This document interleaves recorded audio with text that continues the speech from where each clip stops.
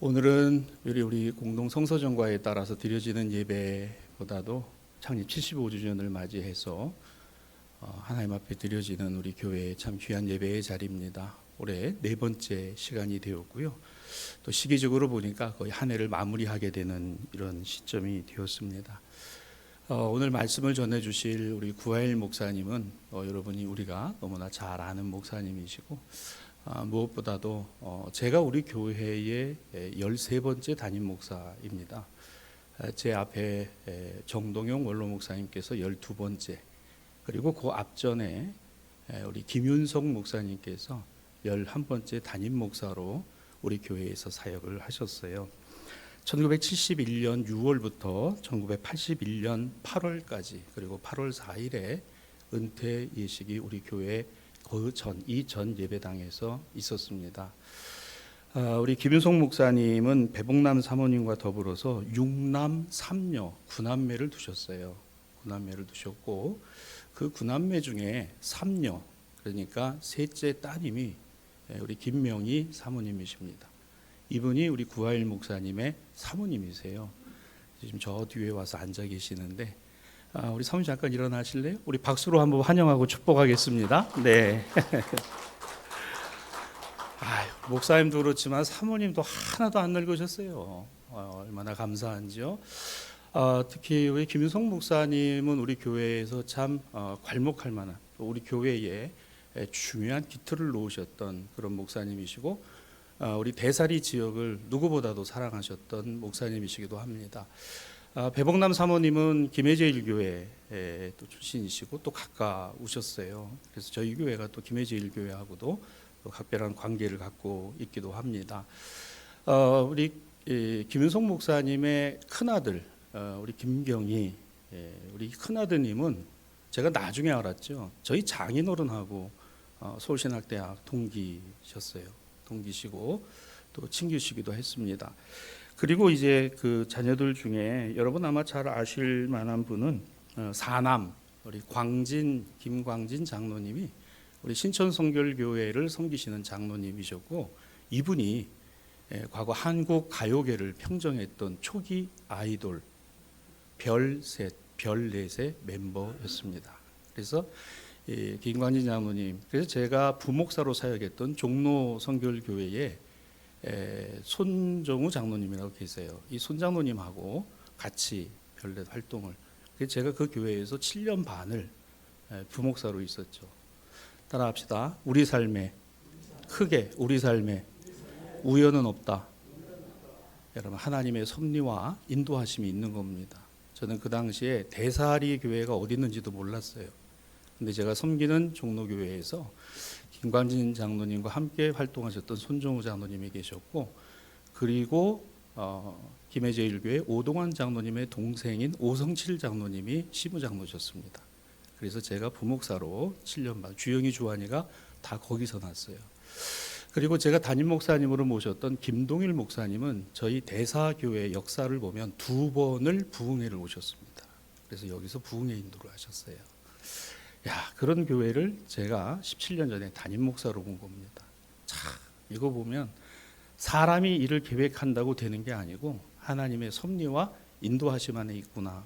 저는 오늘 이 예배가 우리 교회 창립 75주년 기념하여 드리는 예배일 뿐만 아니라 우리 귀한 목사님을 모셔서 함께 말씀을 나누고 또 과거의 그 신앙과 믿음을 다시금 되새겨 볼 텐데요. 우리 구하일 목사님, 우리 명희 사모님 또 주님의 이름으로 축복하고, 우리 구 목사님은 우리 대사교회를 누구보다도 사랑하시고 참 귀하게 여겨주시는 목사님이십니다. 대구에서 오래도록 목회하시고 또 소망교회를 섬기시며 이제 원로 목사님으로 오셨는데, 오늘 또 이렇게 뵙지만 이것이 마지막이 아니고 또 계속해서 또 만나고 교제하고 또 친교할 수 있게 되기를 바랍니다. 이 시간 우리 목사님 나오셔서 저와 여러분이 함께 합독한 말씀을 중심으로 예수님의 눈물과 우리들의 눈물이라는 제목으로 말씀 전하실 때 큰 은혜가 될 줄로 믿고, 우리 목사님 더 건강하시고 또 사역에 승리하십시오. 우리 축복하는 마음으로 나오실 때 박수로 환영하겠습니다. 목사님 나오십시오.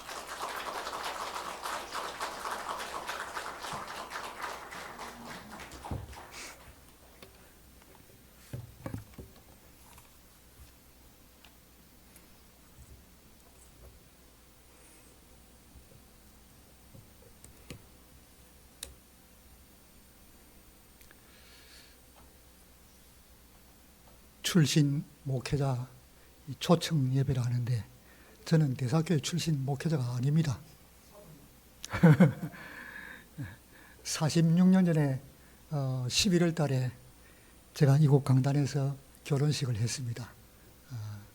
그래서 딱 어쩌면 대사교회 출신 목회자 그저 절반 정도 된다라고 생각하시면 되겠습니다.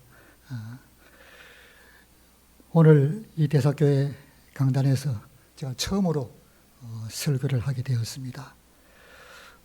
부족한 저를 불러주신 우리 대사교회 권세강 목사님, 또 당회님, 또 우리 성도님들 대단히 감사를 드립니다. 이 창립 75주년을 맞이하는 이 대사교회 하나님의 큰 은혜와 축복과 부흥이 있기를 주님의 이름으로 축원합니다. 사람은 눈물의 동물입니다. 눈물과 사랑하는 뗄래야 뗄 수가 없습니다. 사람이 태어날 때에 제일 먼저 울어야 사람이 산다고 합니다. 어머니 뱃속에서 나온 어린아이는 의사의 손바닥에 탁 이렇게 엉덩이를 때리고 맞아야, 그리고 울어야 아이가 산다는 겁니다. 제 아이도 그렇게 탁 엉덩이를 때리는 모습을 제가 보았습니다. 그렇게 해서 아이가 우니까 됐습니다 라고 그러더라고요. 그래서 아이가 그렇게 해서 사는 거죠. 아이가 울지 않을 때 그 아이는 살지 못한다고 합니다. 그래서 인간은 태어날 때부터 눈물과는 뗄 수 없는 관계에 놓여 있습니다. 인생 70, 80, 100을 다 살고 이제 무덤으로 돌아갈 때 또 한 차례 울음이 터집니다. 흙으로 돌아가는 본인도 죽기 싫어서, 아니면은 가족과 헤어지는 것이 싫어서 몸부림쳐보고 눈물과 애통으로 한숨을 쉬기도 하죠. 본인의 눈물이 없을 때는 가족들, 친지들 애통으로 한숨을 쉬기도 하고, 또 성도들의 눈물도 한바탕 그렇게 시작됩니다. 그래서 결국 울면서 태어난 인간, 죽으면서 울면서 갑니다. 이것이 인간이죠. 그래서 인간은 눈물과는 일평생 함께 살아간다라고 할 수가 있습니다. 성경을 보면은 우리 예수님이 우셨다라는 이야기는 없는데 우셨다는 이야기는 기록이 되어 있습니다. 예수님이 눈물을 흘리신 이야기가 성경에 3번 등장을 합니다. 언제 우셨을까? 제일 첫 번째가 베다니에 나사로가 죽었을 때에 예수님이 우셨습니다. 예수님은 사랑하는 사람이 죽었을 때 우셨습니다. 언제나 예수님을 환대했던 이 나사로가 목숨을 잃었을 때 우셨습니다. 요한복음 11장 33절 이하에 보시면은 예수께서 그가 우는 것과 또 함께 온 유대인들이 우는 것을 보시고 심령에 비통히 여기시고 불쌍히 여기사 이르시되 그를 어디 두었느냐 이르되 주여 와서 보옵소서 하니 예수께서 눈물을 흘리시더라 그랬습니다. 예수님은 사람들이 나사로의 죽음 앞에서 우는 것을 비통히 여기시고 우셨습니다. 영생하도록 창조된 사람이 죄로 말미암아 죽게 된 것, 사랑하는 사람이 죽은 것을 비통하게 여기시고 우셨습니다. 이 눈물을 헬라어로 다크레오라고 합니다. 다크레오라는 이야기는 조용히 눈물을 지으면서 우는 것을 말씀하고 있습니다. 두 번째는 예수님이 감람산에 입성하셨을 때 우셨습니다. 예수님은 공생의 마지막 6월절에 예루살렘에 입성하시면서 우셨습니다. 십자가에서 우리의 모든 죄를 대속하시기 전 예루살렘 성이 보이는 감람산 중턱에서 눈물을 흘리셨습니다. 그래서 지금 그 자리에 교회당이 하나, 눈물 교회당이 하나 있습니다. 교회당 이름이 라틴어로 도미누스 플레비트라는 말입니다. 그 뜻이 뭐냐면은 예수가 눈물을 흘리다라는 그런 말입니다. 이 교회당은 5세기 무렵에 비잔틴 양식의 작은 성당이 있던 자리에 1955년 이탈리아 건축가가 건립했는데 건물 외관이 눈물방울 모양을 하고 있습니다. 그래서 지붕의 4기퉁이에 예수님의 눈물, 슬픔을 상징하는 항아리가 있습니다. 예수님 바로 그곳에서 우시면서 다음과 같이 말씀하셨죠. 가까이 오사 성을 보시고 우시며 이르시되 너도 오늘 평화에 관한 일을 알았더라면 좋을 뻔하였거니와 지금 내 눈에 숨겨졌도다.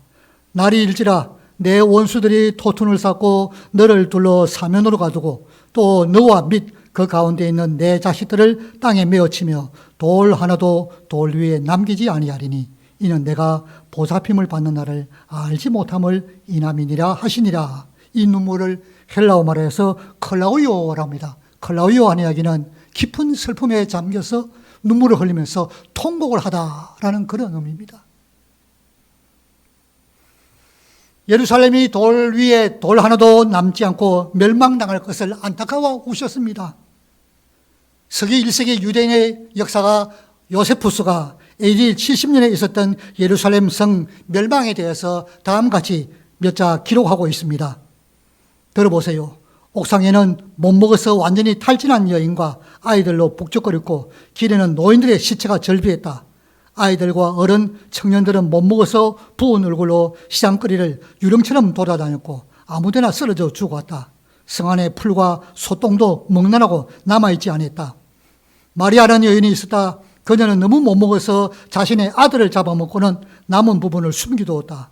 강도들이 구수한 냄새를 맡고는 그녀를 협박해서 고기를 먹었다. 강도들은 나중에 사람의 고기라는 것을 알고는 기겁을 해서 그 집에서 도망쳐 나왔다 라는 기록이 나와 있습니다. 예루살렘에서 이런 일이 난 이유가 뭐냐?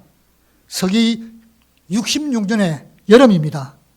예루살렘에 대규모 반란이 일어났습니다. 로마 총독이 유대인들을 십자가에 처형하고 체납된 이 속주세를 받으려고, 속주세가 뭐냐면은 이 예루살렘도 로마에 속했다라고 해가지고 총독이 관할한 지역에는 이 세금을 냈습니다. 그런데 세금을 안 낸 겁니다. 그래서 이 체납된 속주세를 받으려고 예루살렘 성전에 쳐들어가서 17달란트의 금화를 몰수한 것이 도화선이 되었습니다.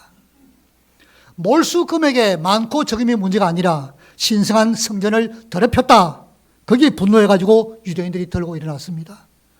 폭동은 이 대규모 반란으로 발전했고 예루살렘 로마 병사들이 다 참살을 당했습니다.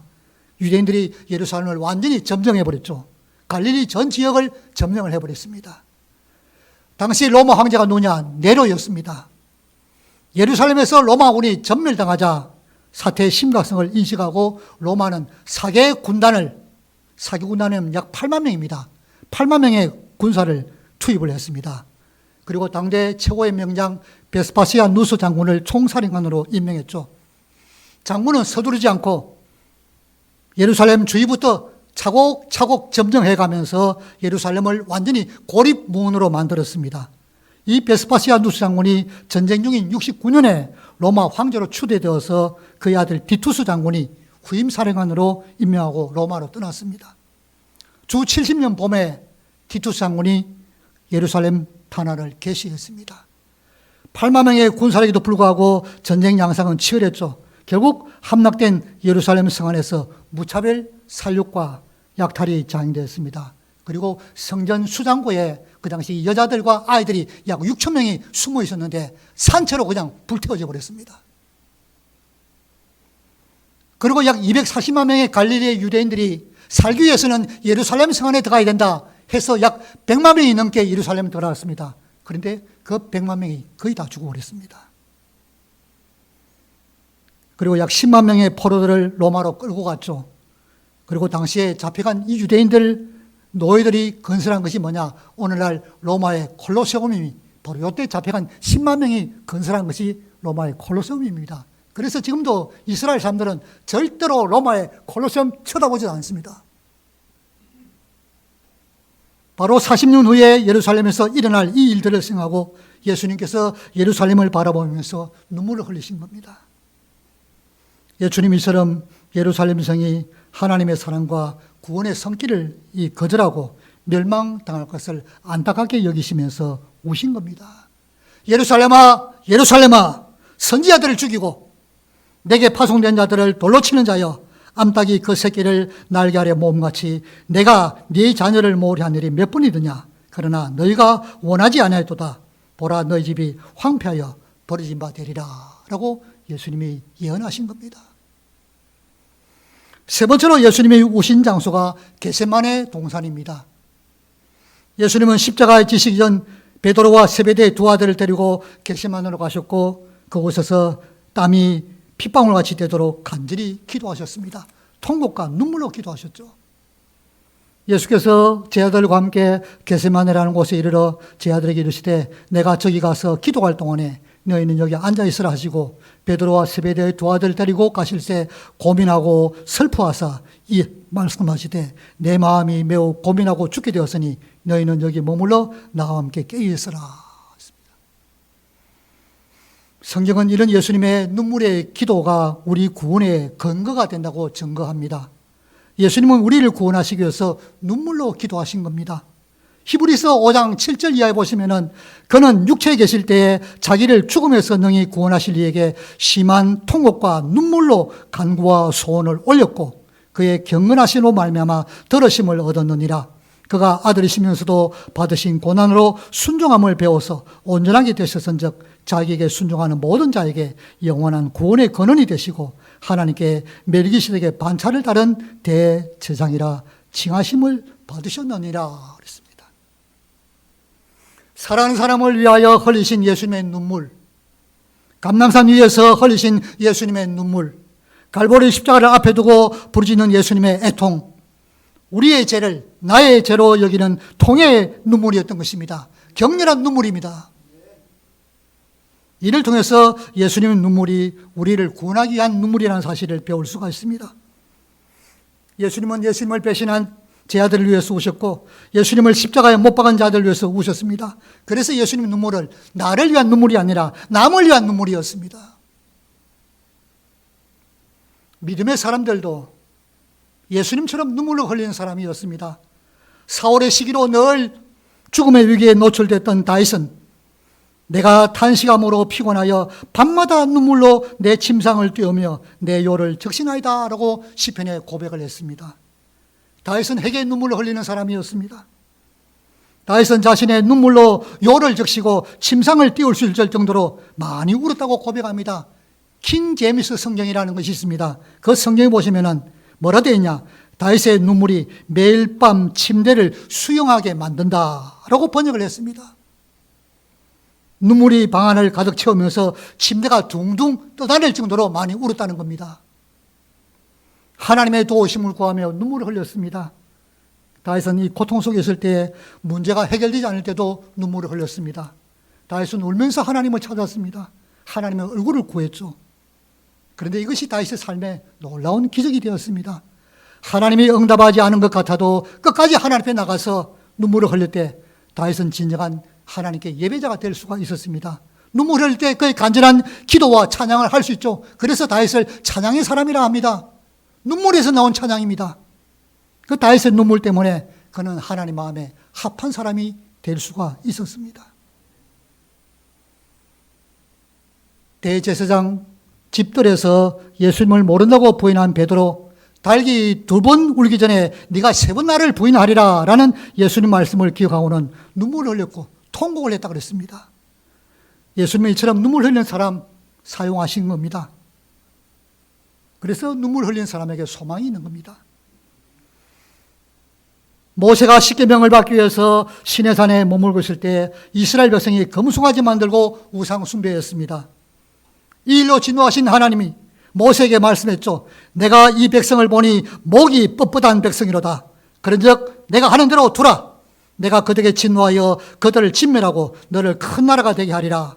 이스라엘 백성을 진멸하고 새로운 나라를 세우게 하시겠다라고 말씀하신 겁니다. 이 말을 들은 모세가 금송아지를 불살라 부수고 우상 숭배한 사람 3,000명을 죽였습니다. 그리고 이스라엘 백성을 위해서 자기 생명을 내놓고 눈물 흘리며 하나님께 기도했습니다. 슬프도소이다. 이 백성이 자기들 위하여 금신을 만들어 사오니 큰 죄를 범하였나이다.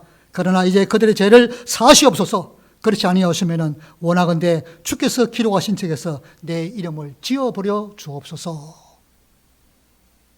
이 눈물의 기도가 하나님의 뜻을 돌이켰습니다. 이스라엘 백성에게 내리기로 한 화를 하나님께서 거두셨습니다. 사도 바울은 유대민족의 구원을 위한 일이라면 자기를 포기하고 자기 구원을 포기할 정도로 하나님 앞에 자신을 죽였습니다. 자기를 배신자라 하면서 여러 번 죽이려고 했던 자들을 위해서 눈물의 기도를 올렸죠. 이게 사도 바울입니다. 그래서 눈물 흘린 범위 대상이 우리의 삶의 크기를 결정한다라고 할 수 있습니다. 눈물 흘릴 만큼 사명을 감당하는 겁니다. 그래서 우리 성도는 남을 위해서 울 수 있어야 합니다. 여러분 다 어머니를 그리워하죠. 어머니를 그리워하는 이유가 무엇입니까? 어머니의 눈물 때문입니다. 부유 사람으로서 서울대 교수를 지냈던 정한모 시인이 있습니다. 어머니라는 시를 지었는데요. 어머니의 그 눈물을 진주로 표현을 했습니다. 들어보세요. 어머니는 눈물로 진주를 만드신다. 그 동그란 광택의 씨를 아들들의 가슴에 심어주신다. 씨앗은 아들들의 가슴 속에서 벅찬 자랑, 젖어든 그리움, 때로는 저린 아픔으로 자라나 드디어 눈이 부신 진주가 된다. 태양이 된다. 검은 손이여 암흑의 강명을 몰아대듯이 눈부신 태양을 빛을 잃은 진주로 다시 쓰린 눈물로, 눈물을 아예 맹물로 만들려는 검은 손이여 사라져라. 어머니는 오늘도 조용히 눈물로 진주를 만드신다. 그랬습니다. 정한모 씨는 자신의 삶이 어머니의 눈물의 결과라고 고백했습니다. 어머니의 눈물로 자녀들의 인생이 평화로울 수 있고 풍성한 열매를 맺는다는 겁니다. 저희 어머니도 평생 눈물의 사람이었습니다. 참 많이 울었죠.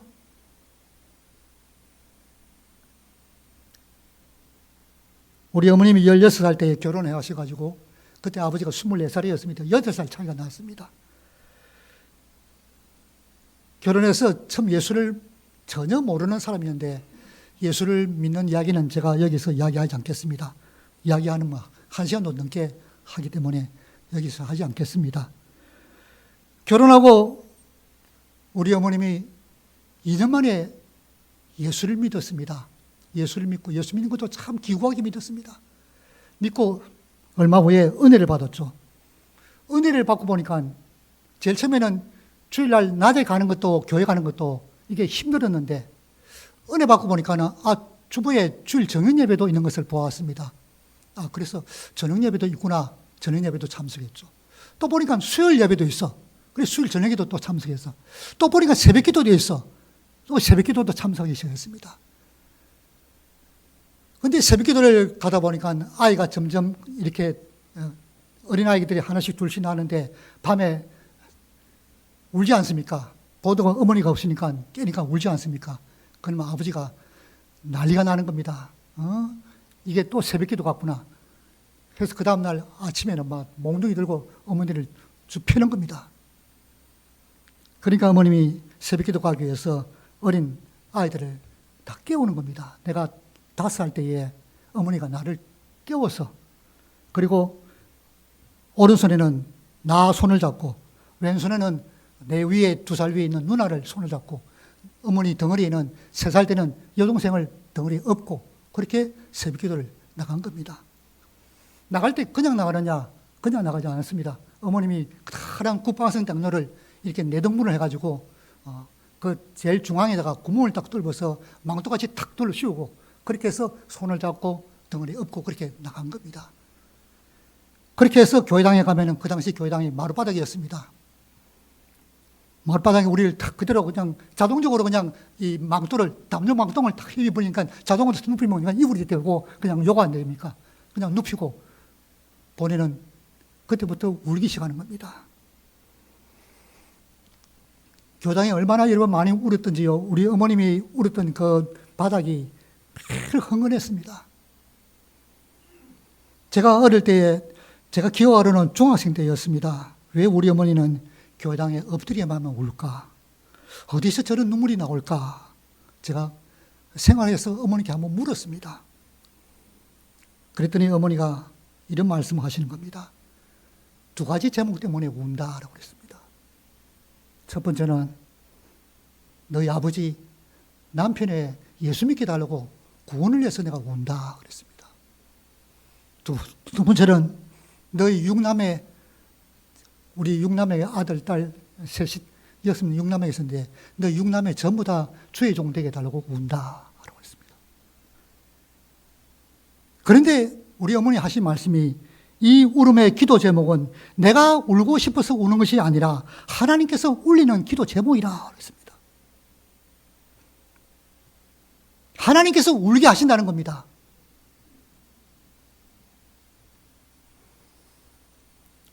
어머니가 이 기도 제목 시작한 지가 22살 때였습니다. 그런데 어머니의 이 눈물의 기도 25년 만에 아버지가 47살 때에, 그러니까 25년이니까 어머니 47살 때에, 아버지 55세 때에 아버지가 회개하고 예수를 믿었습니다. 그냥 여러분 회개하고 교회 오는 것이 아니었어요. 그냥 예수 믿는 거 아니었습니다. 3일 동안에 밤낮 없이 아버지가 밤낮 자지 않고 3일 동안 울었습니다. 울면서 회개하는 겁니다. 무슨 회개하느냐? 3일 동안에 밤낮 자지 않고 55년 동안 지은 죄를 다 쏟아내는 겁니다. 내가 그때 고등학교 졸업반이었는데 제가 옆에서 깜짝 놀랐습니다. 55년 동안에 지은 죄를 어떻게 저렇게 딱 기억하는가? 그런데 그게 아니에요. 성령님이 딱 기억나게 만들어서 다 입으로 토해내고 자기의 잘못을 회개하는 겁니다. 3일 동안 밤낮을 없이 그렇게 우는 겁니다. 그렇게 울고 회개하세요. 그러고 나고 그 다음 날부터 아버지가 새벽기도까지 나오시더라고요. 그게 어머니 25년 기도였습니다. 저는 늘 그런 이야기합니다. 아브라함도 25년을 못 기다렸는데 우리 어머니는 25년을 기다렸다. 그리고 어머니의 눈물이 기도 32년 만에 6남매 중에서 한 사람만 빼고 5남매가 전부 다 목사가 되었습니다. 손자, 손녀 중에서 목사가 또 4사람이 나왔어요. 그래서 우리 집안에 목사가 모두 9명입니다. 아내 집안에 목사 4사람 합치면은 우리 집안에 모두 목사가 13명이에요. 목사가 너무 많아서 이것도 어떤 데는 귀찮을 때가 있습니다. 근데 이게 여러분 어머니의 눈물의 기도 때문입니다. 예수를 모르는 집안에서 어머니 혼자서 제일 먼저 예수를 믿고서 전도해서 우리 집과 큰 집에 다 예수를 믿었는데 큰 집이 우리 집보다 또 더 많아요. 우리 집안은 이렇게 9남매, 6남매인데 우리 큰 집은 딸만 8입니다. 딸만 8이고 아들 하나 있고 있는데요. 그 집안의 식구들 다 예수를 믿었어요. 지금 제가 숫자를 가만히 따져보니까 예수 믿는 사람이 100명이 넘어. 이 어머니의 눈물 기도 때문입니다. 그렇습니다. 우리에게 필요한 것은 냉철한 이성, 속이 시원하게 뻥 뚫리는 그런 정의가 아닙니다. 눈물이 있어야 되죠. 실제로 예수님 당시에 제사장 바리새인들 율법을 지키고 훌륭한 역할을 했습니다만 예수님에게 심판받는 것은 눈물이 없었기 때문입니다. 사랑하는 성도 여러분, 눈물이 없는 종교는 아무런 힘이 없습니다. 왜? 여러분, 한국교회는 눈물이 있을 때 부흥 성장했습니다. 그런데 언제부터인가 한국교회에 눈물이 사라졌습니다. 교회당에서 우는 소리가 안 들려요. 눈물이 사라진 이후부터 한국교회는 내리막길을 걷고 있습니다. 그래서 한국교회는 다시 자녀들의 신앙을 위해서 하나님의 교회를 위해서 눈물의 기도를 회복하셔야 됩니다. 다른 방법이 없어요. 저는 이것을 이번에도 다시 한번 깨달았습니다. 아브라함에게 버림받은 하갈 보세요. 광야로 쫓겨갔죠.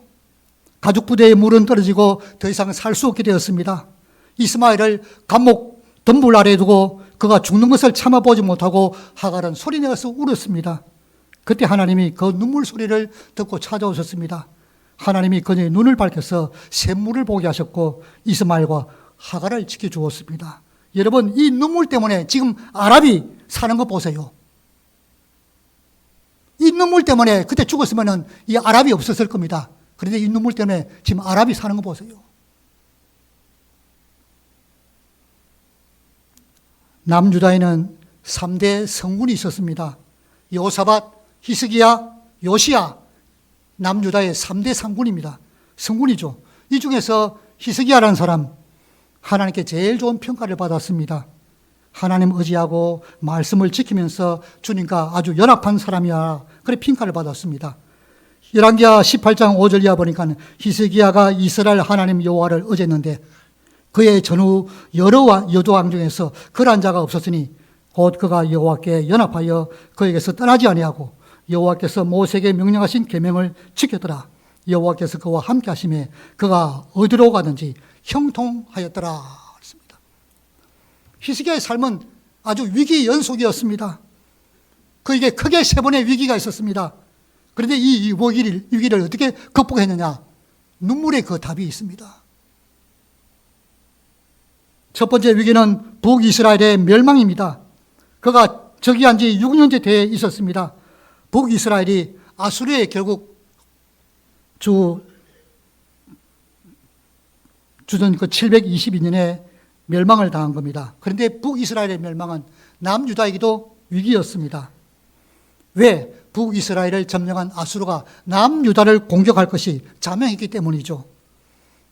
그런데 히스기야가 볼 때 북이스라엘이 멸망한 것이 뭐 때문이냐? 예배가 타락했다라고 본 겁니다. 그래서 회개의 눈물을 흘리면서 종교 개혁을 단행합니다. 히스기야가 먼저 성전 개혁을 위해서 성전을 아름답게 리모델링합니다. 그리고 닫혔던 성전문을 활짝 엽니다. 그리고 제사장들과 레위사람들을 모아서 정결 예식을 행하고 성전을 수리합니다. 성전의 더러운 것들 다 끄집어냈습니다. 여호와의 전을 성결하게 하고 성물을 깨끗하게 하고 속죄제를 드립니다. 번제를 드리고 찬양하면서 하나님께 엎드려 경배합니다. 그리고 성전에서 예배 드리는 일을 다시 시작했습니다. 예배를 갱신한 거죠. 그래서 역대하 30장 26절 보니까 예루살렘에 큰 기쁨이 있었으니 이스라엘 왕 다윗의 아들 솔로몬 때로부터 이러한 기쁨이 예루살렘에 없었더라 그랬습니다. 회개의 눈물, 종교 개혁으로 말미암아 히스기야는 남유다를 아수르의 위험과 그 두려움으로부터 벗어나게 할 수가 있었습니다. 두 번째 위기가 뭐냐? 아수르의 침공이었습니다. 염려했던 일이 실제로 일어났습니다. 아수르의 사내립은 유다의 모든 견고한 성들을 점령을 했습니다. 사내립의 비문에 의하면 이때 유대의 46개 성읍이 점령당하고 20만 명이 끌려갔다고 그랬습니다. 그런데 유다의 마지막 라기스를 바로 사내립이 공격한 겁니다. 그래서 히스기야는 이런 상황을 극복하자 사신을 보냈습니다. 어떤 요구 조건도 수용하겠습니다. 그러자 아수르의 사내립이 은 300달란트와 금 30달란트를 조공으로 바쳐라 그랬습니다. 하지만 유다에는 이만한 금과 은이 없었습니다. 그래서 히스기야가 이걸 감당하기 위해서 성전 곳간의 벽에 붙어있는 모든 금들을 다 끌고 모아서 그걸 바쳤습니다. 하지만 결과는 참담했습니다. 사내립은 조공받고도 예루살렘을 공격했습니다. 예루살렘을 포위해버리고 그리고 예루살렘 들어가는 모든 물건원들 모든 식재로 다 끌어냈습니다. 한마디로 성 안에서 굶어 죽게 만든 거죠. 이때에 히스기야가 옷을 찢고 굵은 배를 두르고 성전에 들어가서 통곡을 합니다. 나라가 망할지도 모른다는 위기감을 가지고 애통하면서 하나님께 기도합니다. 이사야에게 사람을 보내어서 기도를 부탁했죠. 하나님의 얼굴을 구했습니다. 그때 하나님이 응답하셨습니다. 두려워하지 말라. 두려워하지 말라. 그랬습니다. 하나님께서 천사를 보내어서 18만 5천 명의 아수르 군사를 하룻밤에 죽게 만드셨습니다. 그리고 사내립은 자기 고으로 돌아가서 자기 아들에게 압살을 당했죠. 히스기야의 눈물의 기도로 두 번째 위기를 넘겼습니다. 세 번째 위기는 히스기야의 병이었습니다. 그가 병들어 죽게 되었을 때에 이사야 선지자가 여호와의 말씀에 너는 집을 정리해라. 내가 죽고 살지 못하리라 라는 말씀을 전했습니다. 이때 히스기야가 얼굴을 벽으로 향하고 하나님께 통곡하면서 기도했다 그랬습니다. 왕의 위엄, 왕의 체면 다 내려놓고 하나님의 은혜를 구했습니다. 그러자 하나님께서 다시 이사야에게 말씀이 임했습니다. 네가 3일 만에 나을 것이고 15년을 더 살게 된다 라는 말씀이 임했습니다. 하나님께서 예루살렘을 보호하셔서 아수르가 더 이상 침략하지 못하도록 약속의 말씀도 받았습니다. 눈물 때문에 히스기야는 이 어림을 극복할 수가 있었습니다. 우리야 산다라는 책이 있습니다. 저자가 이병욱 박사님이십니다. 눈물이 건강에 좋다고 합니다. 특히나 이 암 환자에게는 우리야 살 수 있다고 합니다. 그래서 암 환자에게는 이 약물요법이나 방사선 치료보다도 마음의 응어리를 푸는 것이 절실한데 이를 위해서 필요한 것이 뭐냐? 눈물을 흘리는 것이라 그랬습니다. 이런 의미에서 하나님이 주신 항암 치료자가 바로 눈물이라고 할 수가 있습니다. 일본의 류마티스 권위자 요시노 시니치 교수도 눈물이 이 류마티스 통증을 유발하는 수치를 떨어뜨리고 면역 반응을 촉진하지 못하게 하는 인자 스트레스 호르몬 수치를 떨어뜨린다라고 그랬습니다. 제가 눈물이 얼마나 귀중한가 이번에도 또다시 한번 체험을 했습니다. 한 달 반 전이죠. 지난 10월 초입니다. 우리 교회 49살 되는 안수 집사님이 혈액암으로 항암 치료 중에 있었는데 폐렴이 들어와서 숨을 쉴 수가 없어서 급하게 계명대학교 동산병원에 입원을 했는데 4일이 지나도 숨을 안 쉬는 겁니다. 5일째 되니까 의사들이 마지막 사형 선고를 내렸습니다. 산소호흡기를 4일째 달고 살았는데 5일째 돼도 숨을 안 쉬니까 마지막 사형 선고를 내렸습니다. 그래서 중환자실에서 자기 식구들에게 통보해서 마지막 인사를 하라고 의사가 통보해서 토요일 아침에 부모님들, 자녀, 아내, 가족, 형제들이 다 인사하면서 대성통곡을 했습니다. 저도 이 소식을 듣고서 토요일 저녁에 교회당에 가서 제가 2시간 동안에 하나님 살려주세요. 하나님 아직 젊었는데 이제 49인데 하나님 살려주세요. 불쌍히 해달라고 제가 2시간 동안 하나님께 통곡하면서 눈물을 흘렸습니다. 주일 예배 시간에 이 소식이 전해지면서 담임 목사님도 울고 교회 식구들도 전부 다 통곡하면서 그날 예배 시간이 잘 진행되지를 못했습니다. 운다고 예배가 잘 진행이 안 됐어요.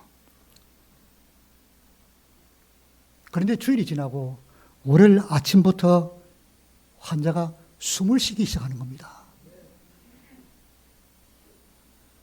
의사가 깜짝 놀랐습니다. 그 주간에 금요일 날 중환자실에서 일반 병실로 옮겼습니다. 의사들이 기적이라고 그랬습니다. 왜 기적이냐? 암 치료 중에 폐렴이 들어오면 95% 이상이 살 수가 없다고 합니다.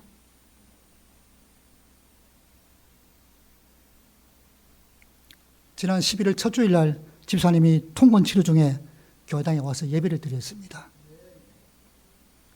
의사들이 기적이라 하지만은 저는 그게 기적이 아니고 본인의 눈물도 물론 있겠습니다만은 가족들의 눈물, 성도들의 눈물, 아마 그 눈물의 기도로 하나님이 역사하셨다고 저는 믿습니다.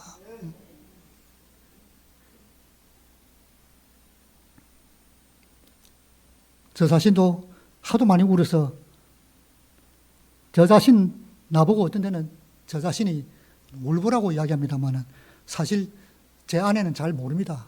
제가 혼자서 교회당에서 우니까 어디서 우는지 잘 몰라요. 우는 게 하도 많습니다만은 그 이야기를 다 할 수가 없고 제일 많이 울었을 때가 뱃속에 있는 아이가 9개월째 되는 아이가 죽었을 때에 그때 아내는 친정에 가고 없었고 제가 교회당에서 밤새 하나님께 회개하면서 기도를 울었습니다. 밤새 울었죠. 그게 내 말 한마디 잘못한 것 때문에 아이가 죽었다라고 생각하니까 그래서 밤새 울은 적이 있습니다. 또 한 번은 대구 그 조암산 기도원 뒤에 뒷산에 올라가면 배바위라는 곳이 있습니다. 금요일 밤마다 저녁 밤 8시에 거기 올라가서 새벽 4시까지 3년간을 거기서 올라가서 울고 했는데 하나님이 참 기적을 많이 베풀어 주었던 때가 있었습니다.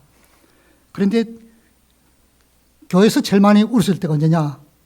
강대상에서 설교할 때였습니다. 교회당에 건축 헌금을 해야 되는데 건축을 앞두고 건축 헌금을 해야 되는데 건축 헌금을 합시다 하니까 당회와 직원회가 아무런 말도 안 하는 겁니다. 재단 이름으로 교회당 짓기 위해서 땅을 샀습니다. 그런데 그 당시 법이, 지금은 모르겠습니다만 법이 재단 이름으로 땅을 사면은 1년 안에 교회당을 지어야 됩니다. 그런데 짓지를 않은 겁니다. 기간을 넘겨버렸어요. 벌금이 3천만 원 나왔더랬습니다. 그럼에도 불구하고 당회와 직원회가 아무런 말을 안 하는 겁니다. 미동도 안 해요. 그때 주간에는 그 방직 공장에서 일을 하고 야간에 고등학교를 다니는 여학생들이 한 10명이 가까이 있었습니다. 이들한테 제가 가가지고 기숙사에서 성경 공부도 가르치고 기도도 해주고 한 그런 여학생이 10명 있었는데 전부 다 얘들이 다 전국 각지에서 온 학생들이었습니다. 제가 수요일 밤 예배를 마치고 사무실에서 성도들과 함께 성경 공부를 하는데 갑자기 문이 탁 열리면서 그 10명의 여학생 중에서 김유진이라는 학생이 있습니다. 조그마한 고등학교 2학년 여학생입니다. 여학생이 쓱 들어오더니 저한테 목사님 쓰세요 하면서 봉투를 하나 탁 이걸 주고서 탁 그냥 나가버리는 겁니다.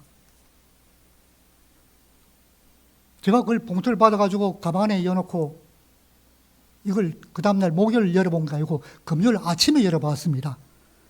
아침에 딱 이걸 열어보니까는 통장이 2개가 딱 들어있는 겁니다. 하나는 보니까 적금 통장이고 하나는 예금 일반 통장이었습니다. 그리고 도장이 조그만 목도장이 하나 들어있었습니다. 적금을 보니까 매월 10만 원씩 24개월째 적립이 되어 있었고 일반 통장에는 16만 원이 기록이 되어 있었습니다. 제가 알고 있죠. 얘들이 한 달에 월급이 얼마냐? 20만 원이었습니다. 10만 원은 매일 저축을 하고 10만 원 가지고 학교 다니고 생활하고 나머지는 일반 통장에 넣었던 겁니다. 이 다 따져보니까는 256만 원이었습니다.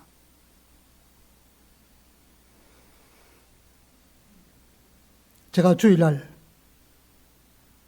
예배 시간에 수요일 밤에 있었던 이 통장 이야기를 하면서 강대상에 섰는데 그때 제 입에서 나온 제일 첫 말이, 제가 원래 설교를 말도 잘 못해가지고 원고 설교를 합니다. 그런데 원고 설교도 없는 말이 내 입에서 탁 튀어나오는 겁니다. 제가 이 통장 2개를 들고서 하나님 어찌하여 이 많은 부자들의 재물은 놔두시고 아무것도 없는 저 학생의 전 재산을 원하십니까? 그 말이 제 입에서 탁 튀어나오면서 그때부터 울기 시작했습니다. 울다가 설교도 못하고 그냥 30분간 그날 강대상에서 울다가 그냥 예배를 끝냈습니다.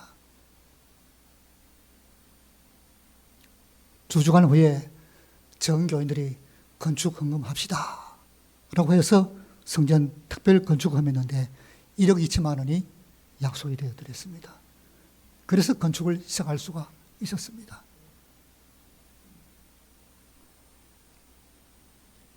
사랑하는 성도 여러분, 문제가 해결되지 않을 때에는 하나님 앞에 우는 것 최고의 방법입니다. 그러면 하나님이 그 눈물을 보시고 응답하시는 겁니다. 눈물은 옛 사람을 새 사람으로 변화시키죠. 눈물은 사람의 영혼도 정화시키죠. 눈물은 하나님의 은혜도 일으킵니다.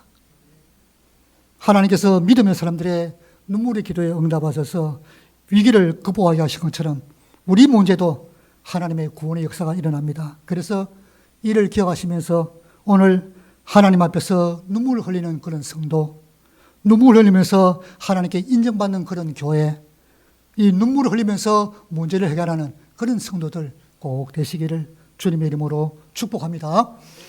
기도하겠습니다.